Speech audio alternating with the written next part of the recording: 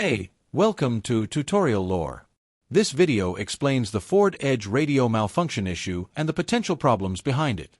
This video discusses common issues reported by Ford owners and potential causes. This information is for general awareness and may not apply to every vehicle.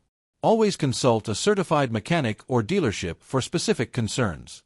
Radio malfunctions in the Ford Edge are commonly described as the audio system not turning on, the screen freezing or rebooting, loss of sound from speakers, intermittent audio operation, or controls becoming unresponsive.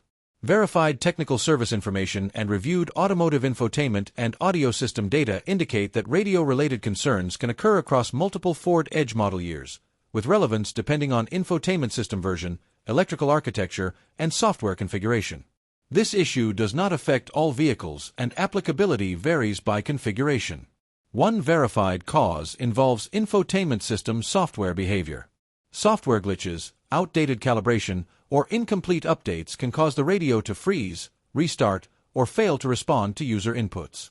Another confirmed cause relates to electrical power supply stability. Voltage drops, battery condition issues, or charging system irregularities can interrupt radio operation or trigger system resets. Wiring or connector integrity is also a documented factor. Loose connections, damaged wiring, or poor grounding behind the dashboard can lead to intermittent radio function or total loss of audio. Audio control module or head unit hardware condition is another verified consideration.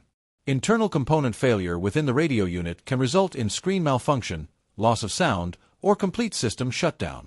Speaker or amplifier circuit behavior is an additional confirmed aspect. Faults in audio output circuits can cause sound loss even when the display appears to function normally.